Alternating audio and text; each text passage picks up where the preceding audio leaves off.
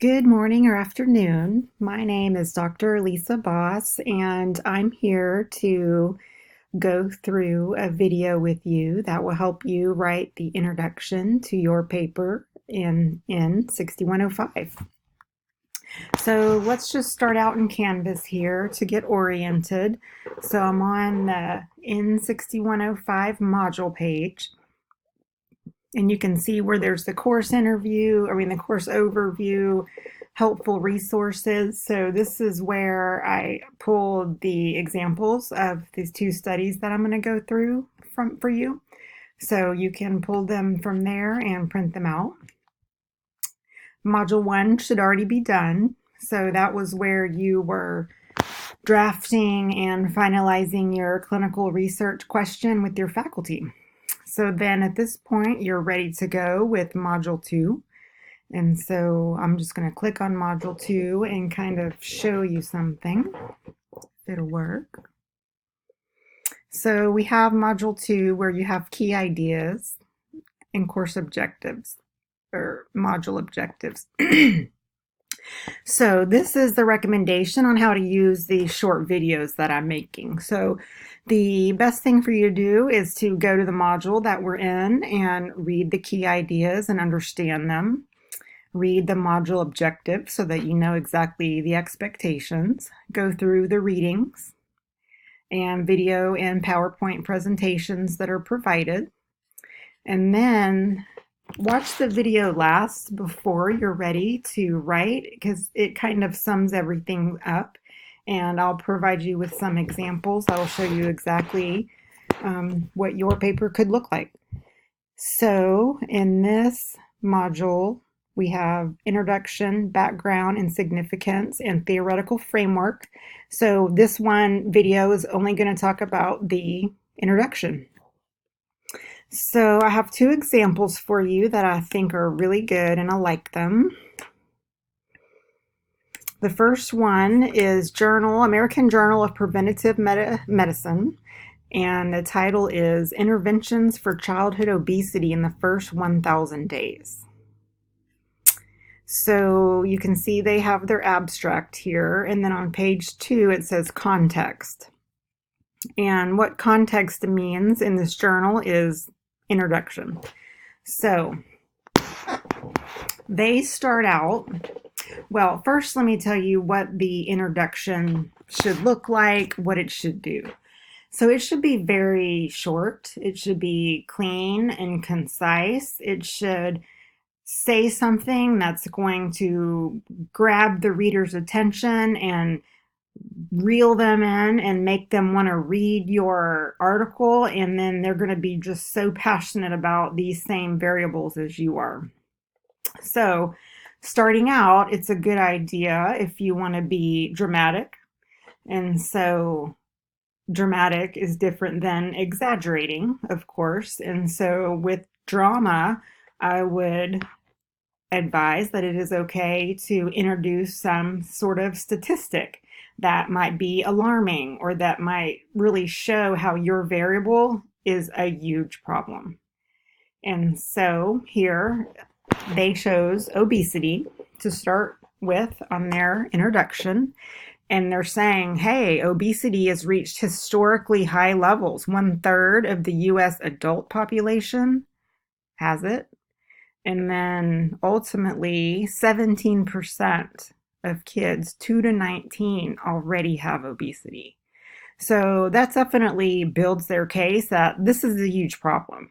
So I'm excited to read on and what are we going to do about it?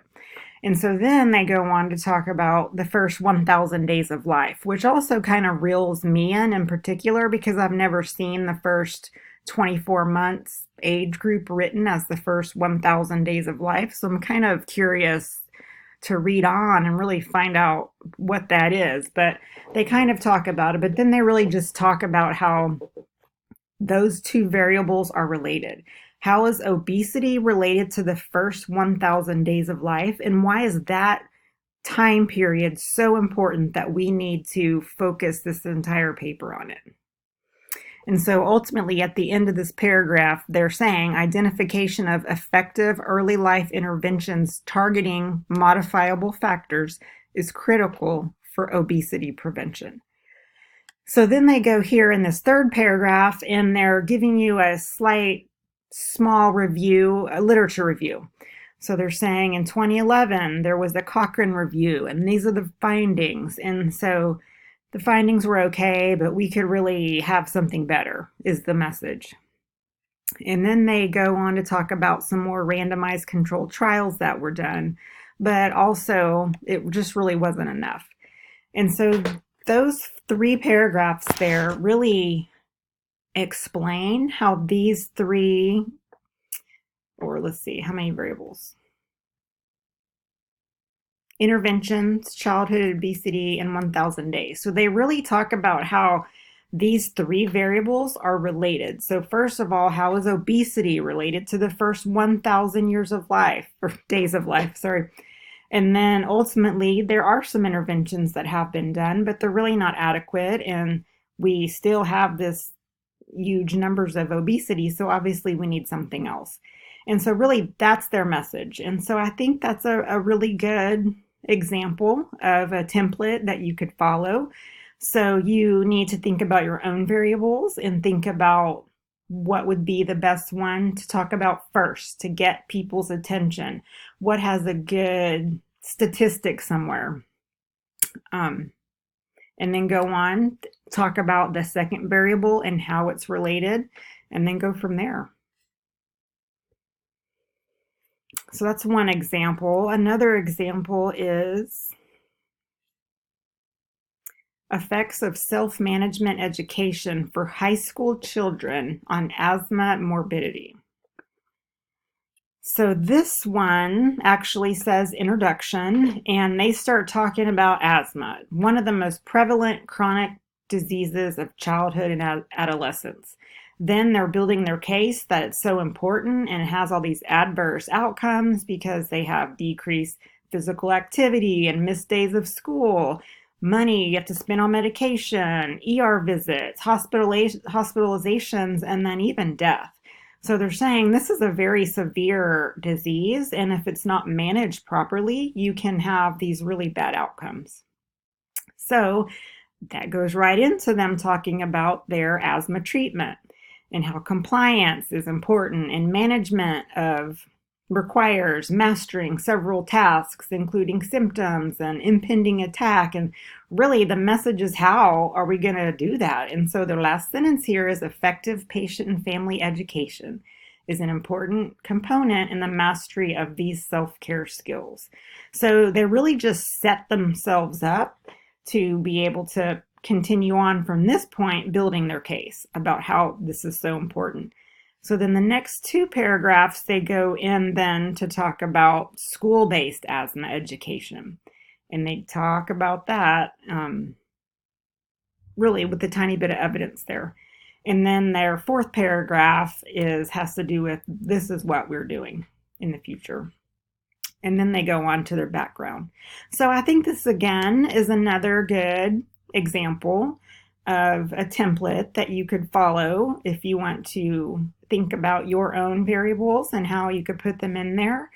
I would like to see, this is published and it's good, and I think it's a great example, but I think what they could have done to make it even better was add some sort of, here where they say asthma is one of the most prevalent chronic diseases. Well, what is it? How many kids are affected? How many millions of kids are affected by this?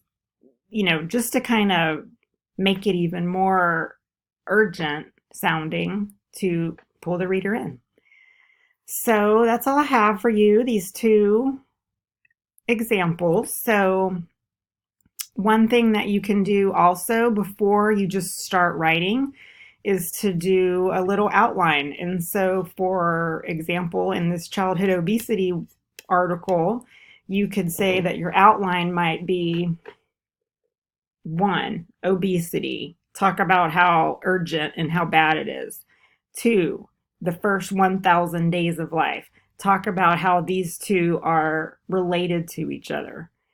And then the early life interventions, bring that in because that's also their focus. And so it's not a bad idea to do just a quick, short outline.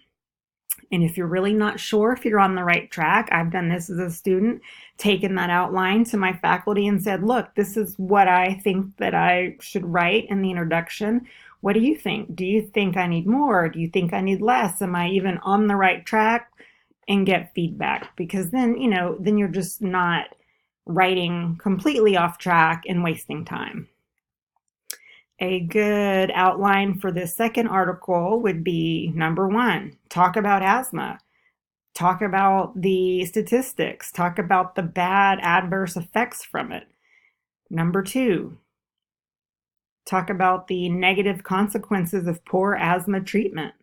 3, talk about how management is really important and education is really important so that they can understand these self-care skills.